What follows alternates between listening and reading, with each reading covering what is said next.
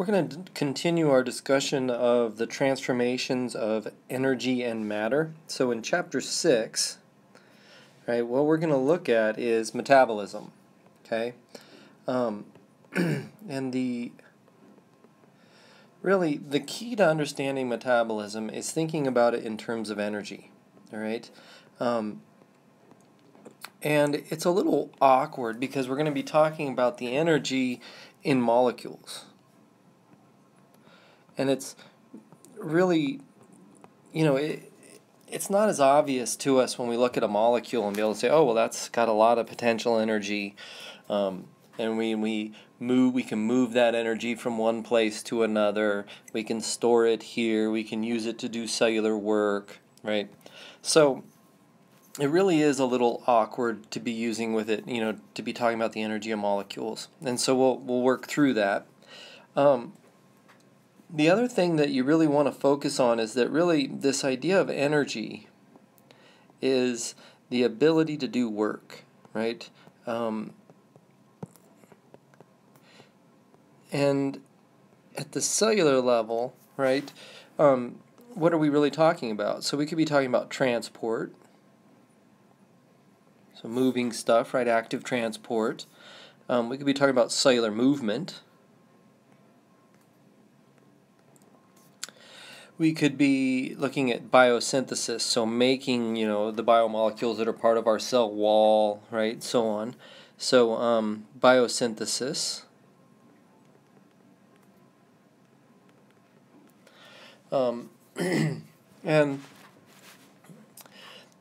this idea then is that we've got to get the energy to do this work from somewhere, and generally we're going to look at it in terms of coming from glucose, but it certainly comes from other things as well.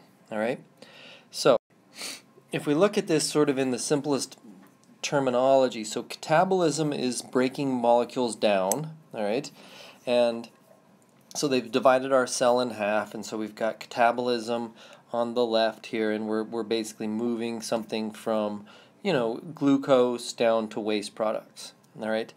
And in doing so, we pull energy out, all right? So we're going to pull energy out of this, and then we can use that to take things like amino acids, and we can build the macromolecules, and then we can take the macromolecules and we can build the cellular structures, right? The wall, the membrane. And so really, the way to think of this is that this is the work side, right? This is the cellular work side, and this is the extraction of energy. Because our cell cannot make energy, right? All it can do is extract it, harvest it, conserve it, however you want to think about it, okay? And this is governed by the two laws of thermodynamics, all right? And I'm sure you've been through these before, but the first law, all right, is that energy cannot be created nor destroyed. Okay, so energy neither created nor destroyed.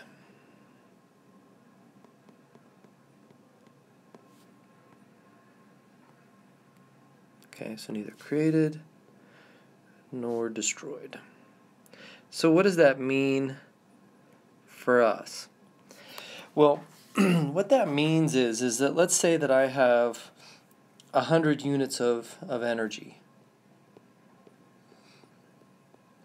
And I'm going to say that 100 units is in glucose. All right. We're going to convert that glucose to CO2 and water. And what's going to come out of this is 100 or so units. Now, but we don't get all of it out, right? Let's say that there are 25 units of energy over here, all right, that are still associated with our CO2 and water. Okay, so let's say that there's still a little bit left there. And so what we're going to see is we can actually pull out 75. And the question is, then where does this go, right? And so we still have all of this energy to account for. And some of it will be used to do cellular work, and some of it is just going to be lost, all right? And when we lose energy, we think of it as coming off as heat, all right? That's the waste energy, all right? And that's where we often lose where it doesn't balance to be 100% efficient. Okay, so that's the first law. So basically what we're saying is, at the end of the day, the universe isn't going to lose any energy. It's all still going to be present. Okay. The other thing that we want to do then is we also want to look at the second law, which is this sort of confusing idea of order of the universe, right? That we've got that everything heads towards disorder, and so let's look at the second law. It looks like we're doing the second law in red. All right, so the second law is that disorder, or entropy, okay, so entropy is always increasing. Always increasing. Now, what that means is that as we convert, all right, energy to usable forms, right, which is we're following that first law, right? We don't create it, we don't destroy it, we move it into usable forms, and that's metabolism, but in doing so we will increase the entropy of the universe. So the way to think of it is that the living thing, all right, so the living thing is this, here's our living thing, okay? And it has some order, some organization to it. So it's going to increase its order or decrease its entropy, right? So to do so, that takes energy, right? So what it's going to do is it is going to decrease entropy and stay organized, all right? And to do this, constantly energy is going to have to be brought in, all right? And what's going to come out of our living thing then is waste products, so CO2, right, and waste. Unordered stuff, right, stuff that's causing this entropy of the universe to increase, all right? And basically, that makes our living thing then, quite happy over here to continue to do that, all right?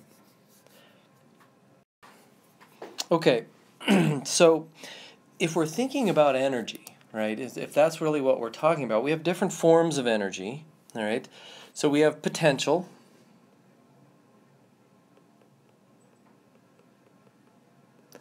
all right, which is stored energy, all right, which brings us to, how do cells store energy? So, glycogen, if it's humans, fat, they store it, maybe they store it as starch if it's a plant, and so, the types of molecules that are going to store energy are fats and polysaccharides, right? Those are really the storage things. In the bacterial world, they tend to be the polysaccharides, all right? So if we want to think about potential energy, so let's say that I've got, I've got this mountain here, all right? And of course it's covered in snow, right? And so I've got my skier standing up here at the top, all right? Notice it's a skier, it's not a snowboarder, so we got to add poles, okay? Now, there's the poles, okay? Now, standing at the top of the mountain, my skier has potential energy, right? Okay, and so I'm going to draw a line here. Now, what my skier is going to do is it can transform that potential energy into kinetic, right? And so my skier then is now here.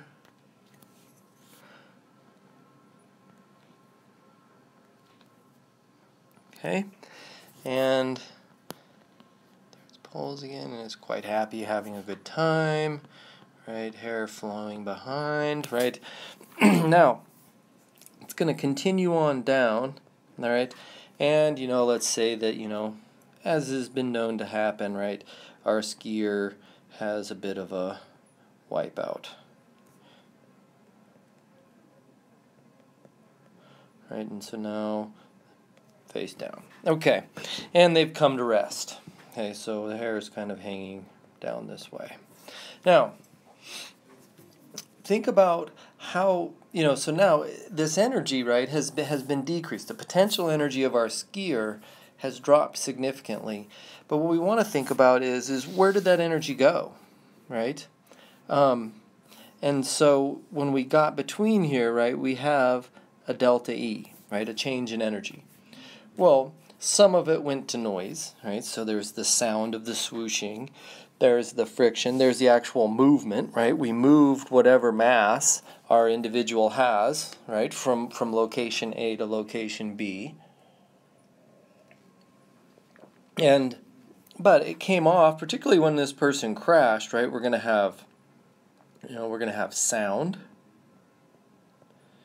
We're going to generate heat. All right? And we're probably going to move some stuff around and give them either more or less energy, right, based upon where they end up. So we can also then think of this whole thing as all we've done is we've transformed the energy, right, into motion, right, into sound, into heat, right? We moved air, right, as it went swooshing out of the way of this person, right? And so all that energy is still there. It's just now in different places, okay? So when we think then, when we turn our nice, cute little example here of our skier, all right, well, we can also think of this in terms of chemicals, all right, which I'm sure you're all really excited about. But let's say that we take glucose, all right, and glucose is much like this. I'm going to put my skier back over here, okay? It's much like my skier at the top. Glucose has lots of potential energy, and it's in the bonds, okay? We're then going to transform that to CO2 and water, all right? That is much like my skier face down here at the bottom, right? Okay? Now, the question becomes, in terms of glucose, is where does the energy go, right? How do we pull this off in little pieces? Okay? So as my skier came down, he or she created a lot of entropy in the universe, right? They moved snow around, they probably lost some CO2 out of themselves, they made noise, they generated heat, right? And so we're going to do all of these things as well as we do our metabolism, okay? We're going to move the energy out of the glucose into other things. We're going to move it into NADH. We're going to move it into ATP.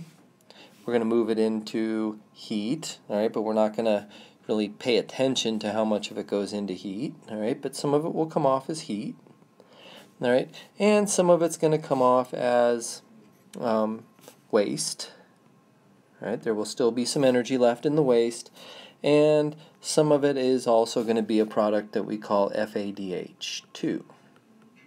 Okay, so we're going to move the energy around. We're going to move it into other molecules, okay, that are more useful to us. Okay, so let's look at these reactions then. If our skier coming down the hill was exergonic, they gave off energy, right, and it ended up in the universe, we can do the same for glucose. So in this case, right, we have our exergonic reaction here. So we start out, glucose has this amount of energy. The products, CO2 and water, have this much. So we're going to release this much energy as we basically break the glucose down into carbon dioxide and water. Now we can do an endergonic reaction, all right, which is where we would take the CO2 and water and put the energy back in. That's the required energy, and we can rebuild our glucose. All right. So the way to think of it is that the exergonic, this is negative. This is energy that's released. It's lost from the glucose. In endergonic reactions, it's positive. We are adding the energy to make the glucose. All right. Now, the problem with metabolism and studying it is that it happens in a whole bunch of steps, right? So we've got step 1, step 2, step 3, step 4. And there's certainly going to be more than this. But what we want to think about is that what's happening is the net effect is we're getting from point A down here to point B, and we pull all that energy off. The bacteria are going to do this, and we do this ourselves. We're going to bring it off in increments that we can handle, right? We don't want it to come off in too big of a chunk, so it has to come off in little pieces, all right? So we're going to do that using enzymes, right? Enzymes are going to help us move the energy around. They're going to help us generate these steps, all of these intermediates. And so we've got different types of pathways, all right? So we have, we can start with, number one, molecule number one, and we can make molecule number two, and we can make molecule number three, and so on, okay? Now, we call these intermediates, right?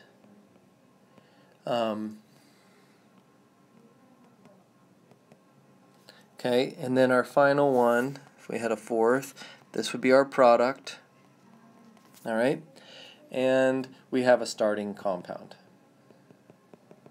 Okay, we're going to start with glucose. Now, these things can happen in cycles, right? So we can have a cyclic thing like the Krebs cycle. They can be linear like glycolysis, all right? But the basic idea is that each of these steps, all right, requires an enzyme, a unique enzyme. So there's an enzyme catalyzing each of these steps, all right? And the question becomes, really, what is their role?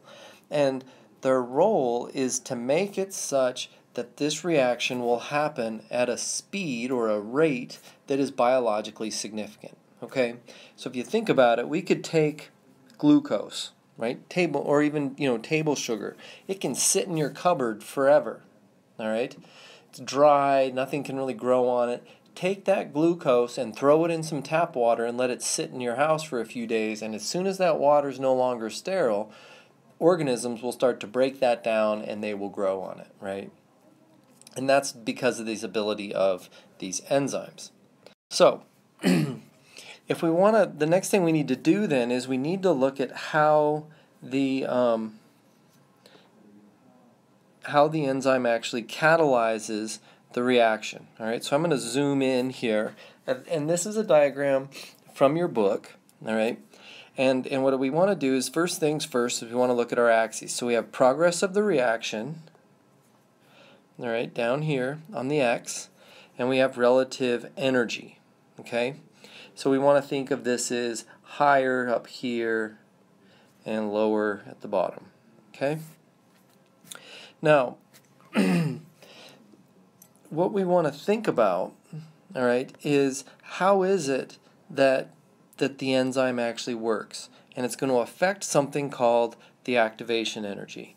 All right, and so since you've seen this picture from your book, what I want to do is I want to actually get rid of it, all right, and I want to have us actually create this diagram in your notes, all right, so that you've got one that you're comfortable with and that you like. So what we want to do, right, we need a y-axis, of course, and an x, all right?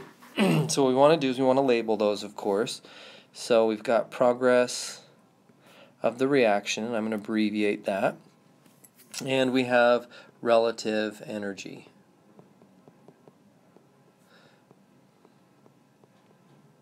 Over here. All right, and so we want to think of it as being high and low. Okay? Now, first thing we want to do is we want to draw a line, all right, that is basically our reaction curve. All right, so we're going to draw the reaction curve, all right, and so we're going to draw something that kind of looks like this. Okay? Now, this initial level, all right, and I'm going to draw it, all right, right here, that is the energy of my reactants, okay? And maybe it's one thing, maybe it's two, all right, so I'll put a little apostrophe S or a little bracketed S here. So that's my reactants, and that's their amount of energy, okay? Now, up here, the very peak is my transition state. And you'll notice it's a high energy state. that is where my reactant or reactants are being converted to products. Okay, so this over here on the far right is the energy of my products. Now, this is our uncatalyzed thing. And so what we need to think of is that as we go, if we look at the energy of my reactants, right, and we look at the transition state energy, all right, that amount of energy is the activation energy. Oops. Guessing you might want to actually be able to read it.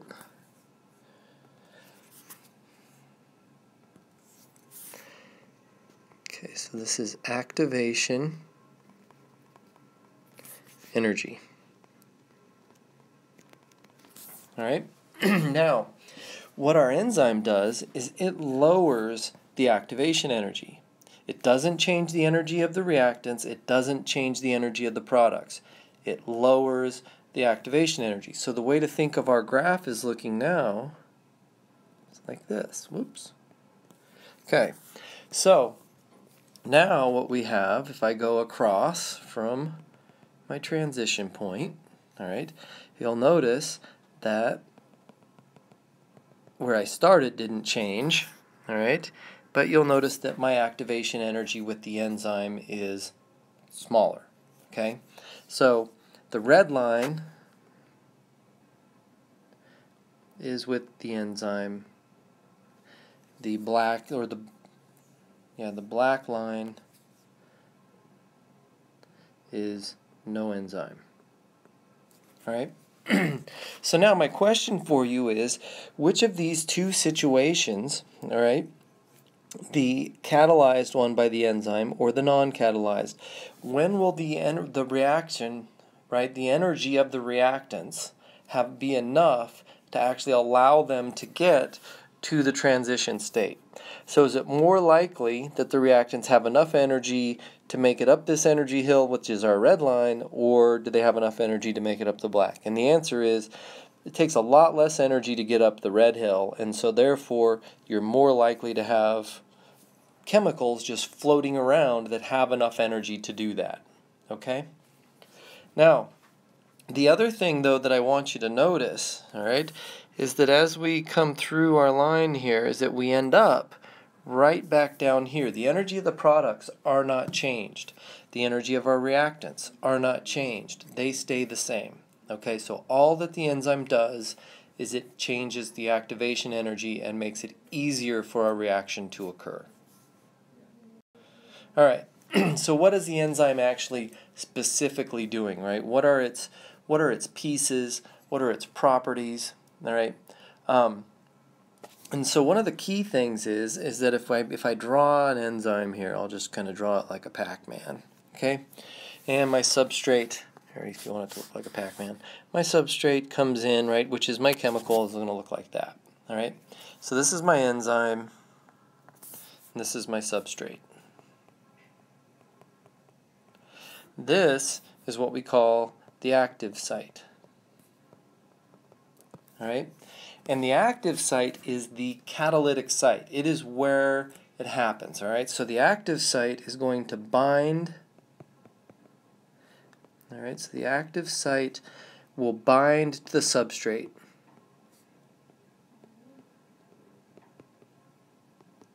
All right, and it's going to do this with weak forces. All right, so hydrogen bonds, maybe even an ionic, but generally they're going to be pretty weak. All right. That's going to give us what we call an enzyme substrate complex.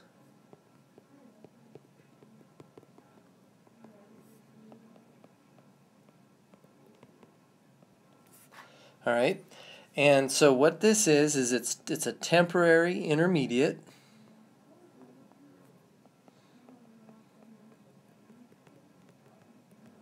All right, it's going to give a specific orientation that's going to lower the activation energy.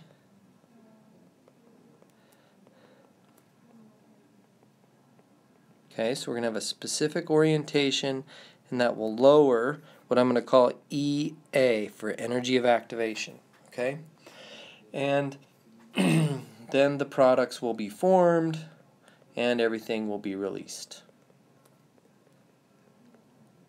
Okay, so the products are formed and released. All right, so what's going to happen, all right, and what's going to happen with my enzyme over here?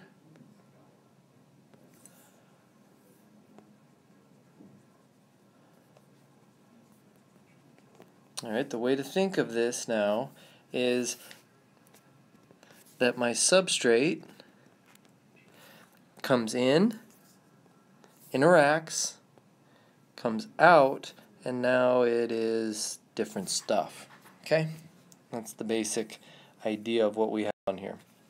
Okay, so here's the way your book shows this, of course, and so they have this nice, lovely drawing. We've got our substrate here. We have our active site diagrammed here. All right, here's our enzyme substrate complex, all right, with what we call induced fit. Okay, induced fit refers to it's a bit like a handshake. Notice how my enzyme actually changed shape as the substrate went in there, and it kind of fits like a glove. It's just going to grab that thing and kind of squeeze it, and then we have our products released. Now, another thing we want to keep in mind, though, is that my enzyme now is ready to start again at step 1. So if this is, sort of step 1 here where my substrate enters, step 2 is this enzyme substrate complex, step 3 is the products are released, and we zip right back over to here. We're ready for the next substrate. Okay? Now, this lower set of images, all right, let me just get rid of some of this stuff so it's a little easier. All right, so we just really want to focus in at the bottom half of the slide at this point, okay?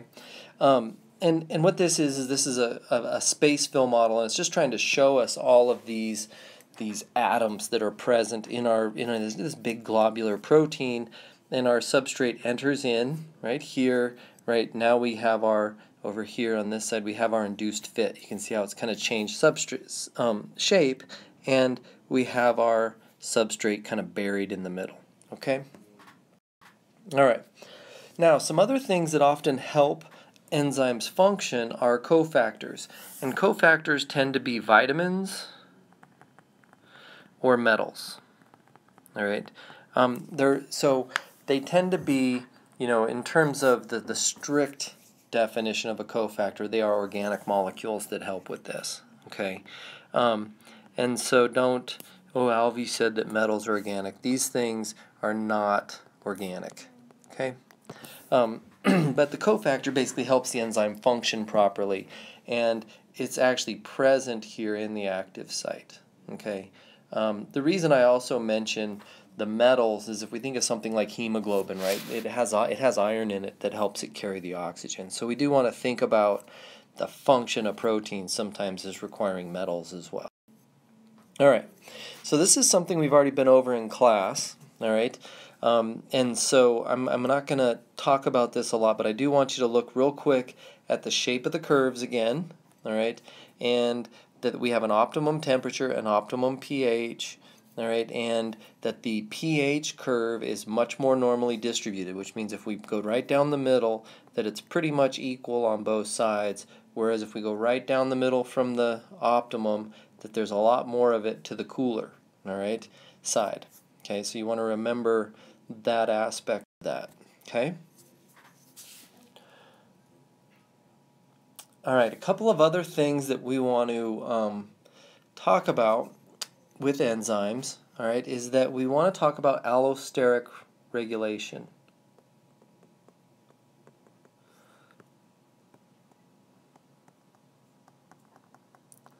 Okay, so basically, if I have my enzyme again, all right,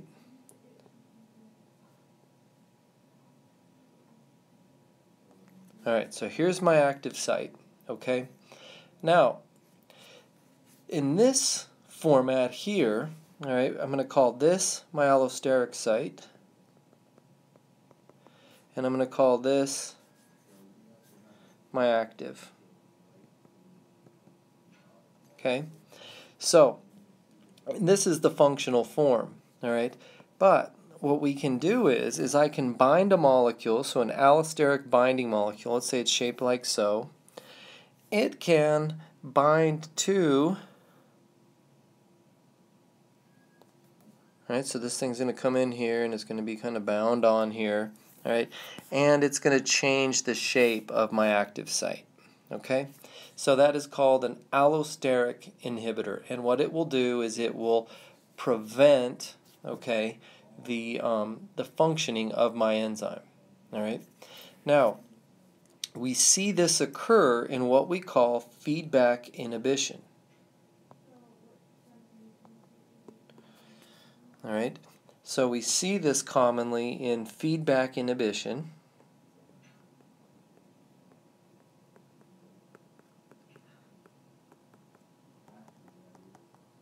All right, and so let's say that we start out, we have this intermediate, right, and we're going to go to another one, and we'll go to a third, and then we'll finally go to a product. Okay, so this is my product. All right, this is my starting compound.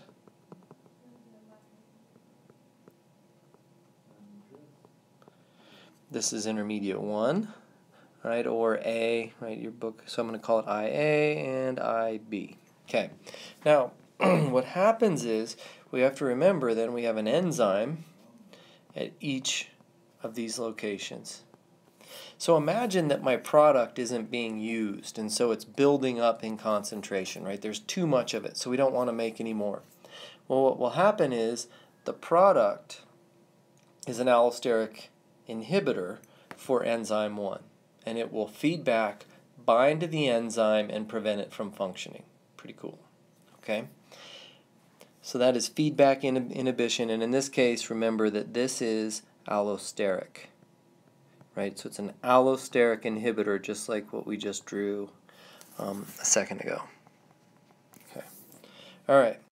Now, another form of inhibition, all right, or regulation, is competitive inhibition. Okay, so actually let me come over here and I'm going to zoom in, and we have two molecules. We have a molecule called PABA, all right, and we have a molecule called sulfanilamide. All right, the sulfanilamide is it's a drug. It's a sulfa drug, right? It's a sulfa drug because it has sulfur right here. Okay, and so we can use the sulfanilamide as a drug because it looks to the enzyme, it's shaped very similar to PABA, which is para-aminobenzoic acid. You don't need to know that, but you do want to know that we call it PABA. Okay? And what happens is, is that we've got an active site. All right, so if we look here, all right, PABA is the substrate for my enzyme. Okay, so what's going to happen is the way you want to think of this is that the PABA enters and it comes out and it's going to be an intermediate, but basically if we have additional steps we will generate folic acid. All right, so it's part of the folic acid pathway. Now, in competitive inhibition, the sulfa, all right, and the PABA, they both compete to occupy the active site. As the concentration of the drug increases, it's more likely that we'll have the sulfa drug, right here, will be occupying the active site, and we can't continue down that path to make folic acid, which the bacteria needs to grow. Now, the other day in class, I was talking about this idea of, is stationary phase good enough? Well, in this case, what happens is that if the bacteria cannot produce folic acid, it can't produce nucleic acid, it can't grow. And basically your immune system will then wipe it out. All right? So in this case, it's not like the allosteric inhibition where it binds at a different site. In this case, the sulfa drug occupies temporarily, all right, the active site. And the more the sulfa drug you have, the less frequently that we will see the PABA in there and we will make the folic acid. Okay? All right, so I think I'm going to cut this off here and we'll pick up with ATP in the next video.